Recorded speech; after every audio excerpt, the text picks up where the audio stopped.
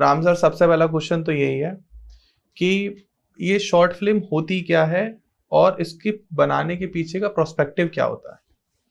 Short film cinema film जो मोटे तौर पे जो हम लोग हम्म। जानते हैं कि जिसकी लेंथ करीब 2 घंटे या उससे अधिक होती है। तो शॉर्ट फिल्म ये है कि आप कम समय में अपनी कहानी को कह दें। जी। 10 मिनट, 15 मिनट, 20 मिनट, आधा घंटा, 35 मिनट, 40 मिनट, इन सभी टाइम ड्यूरेशंस में जो भी हम फिल्म बनाते हैं हम उसको शॉर्ट फिल्म कह सकते हैं। ओके।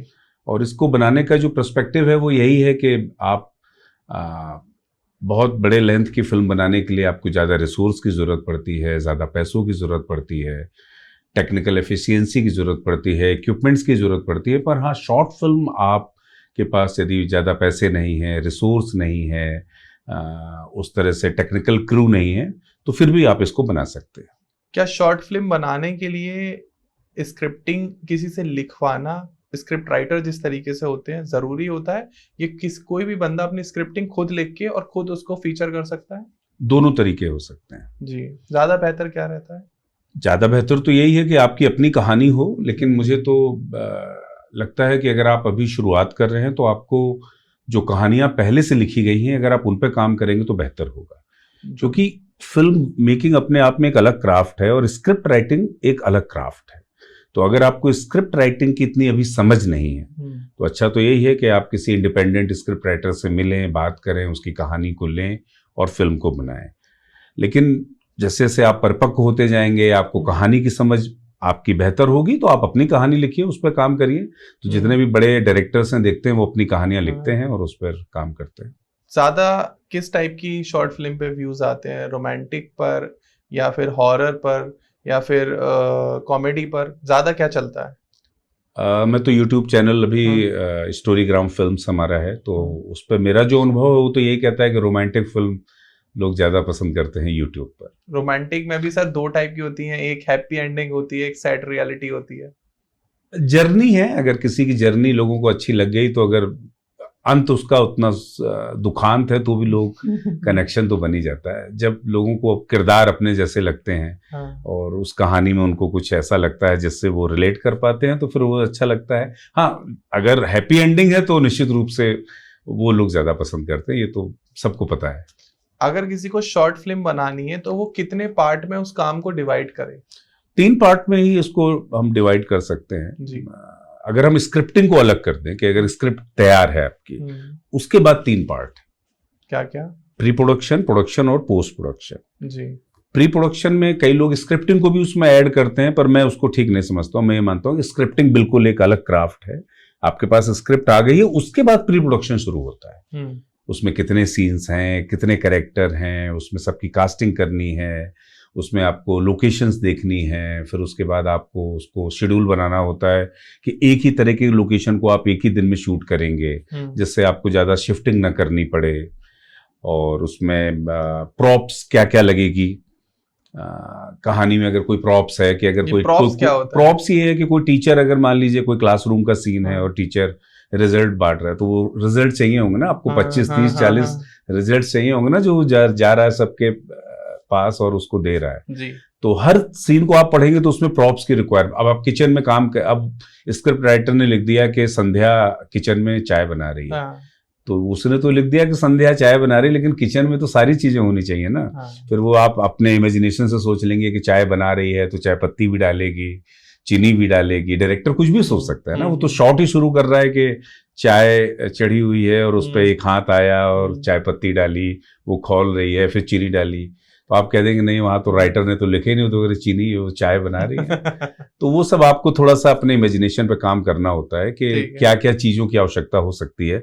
हर लोकेशन बिना प्रॉप्स, कोई भी लोकेशन प्रॉप से ही बनती है। अब फ्लैट है, कमरा है, ड्राइंग रूम है, तो वहां सोफा होगा, है ना, वहां सेंटर टेबल होगा। अगर किसी ने कुछ चाय मंगाई, नाश्ता मंगाया तो फिर वो होगा। तो वो सब आपको सीन जब आप पढ़ते हैं तो उसको नोट डाउन कर लेते हैं कि सीन नंबर 6 में आपको ये प्रॉप्स चाहिए। ठीक है, हम प्रोडक्शन वाले पार्ट पर आ गए, फिर आगे क्या? ये प्री प्रोडक्शन है। प्री प्रोडक्शन, ये प्री प्रोडक्शन है। ये आप शूटिंग के पहले ही ये सब वर्कआउट कर लेते हैं, क्योंकि शूटिंग का जो समय होता है वो बड़ा प्रीशियस समय होता है, क्योंकि हर चीज आपने रेंट पे ली हुई है ना। अब आपने कैमरामैन को हायर किया है, वो 6-7 हजार रुपए आपसे पर डे चार्ज कर रहा है, तो वो तो उसका तो आप सीन अपने खत्म कर पाए ना खत्म कर पाए, अगर वो अगले दिन आप करेंगे तो वो जो 7,000 रुपए आपका एक दिन का है वो 14,000 हो जाएगा।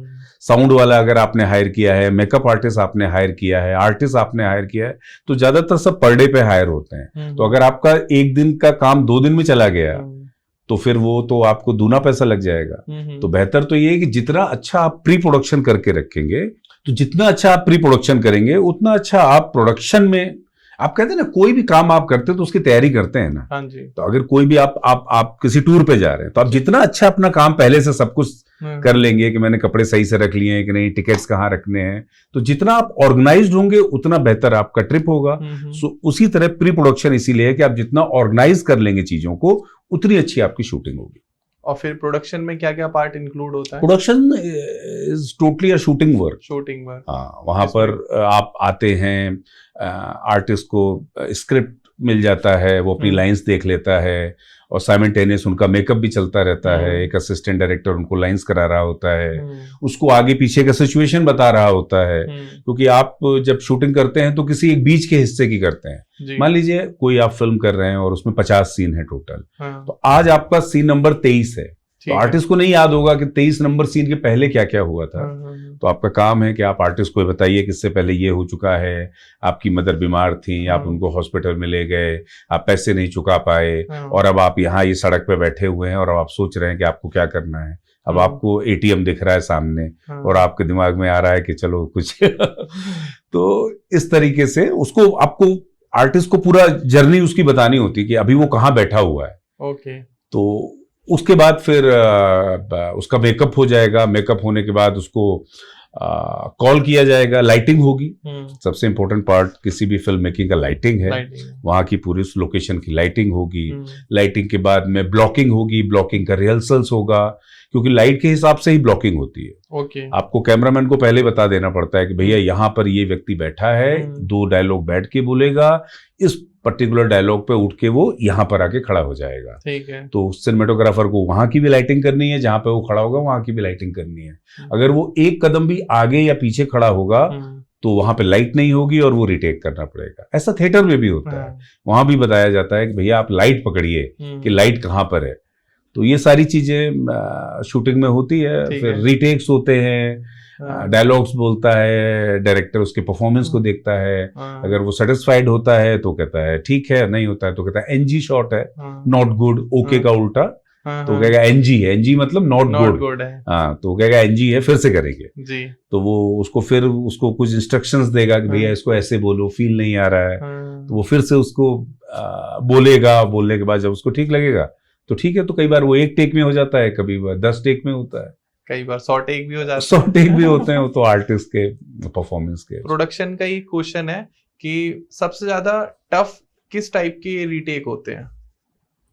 रीटेक के मल्टीपल रीजंस हो सकते हैं। कई बार आर्टिस्ट भी होता है, टेक्नीशियन भी कई बार फंस जाते हैं। ओके। अब जैसे फोकस ही है, अगर आप मान लीजिए मैंने कह दिया कि साहब आप ट्रॉली पे कैमरा है और कैमरा धीरे धीरे धीरे करके सब्जेक्ट की तरफ बढ़ेगा, तो जब वो सब्जेक्ट की तरफ बढ़ रहा है तो डिस्टेंस बदल रहा है, तो जब डिस्टेंस बदलेगा तो फोकस भी बदलना जरूरत होती है, क्योंकि फोकस जो है वो डिस्टेंस पे डिपेंड करता है। तो जैसे जैसे कैमरा आगे बढ़ रहा होता है तो उसके सिनेमेटोग्राफर के साथ में एक बंदा होता है, उसको फोकस पुलर कहते हैं। अच्छा। तो वो फोकस रिंग को एडजस्ट कर रहा होता है। जैसे यहाँ आपका कैमरे में चूंकि हम लोग बैठे हैं तो फोकस पुलर की जरूरत नहीं है, क्योंकि हमारा कोई ज्यादा मूवमेंट नहीं है। लेकिन अगर किसी शॉट में कैमरे का डिस्टेंस बदल रहा है या आर्टिस्ट ही मूवमेंट करके कैमरे के पास आ रहा है, कुछ सोचते हुए बोलते हुए वो आगे आ रहा है, तो उसका डिस्टेंस चेंज हो रहा है, तो फोकस पुलर को वहां पे, तो कई बार ऐसा हो जाता है कि फोकस रह जाता है, तो कई बार उसके कारण रीटेक होते हैं। कई बार लंबे लंबे डायलॉग होते हैं आर्टिस्ट के, तो वो भूल जाता है,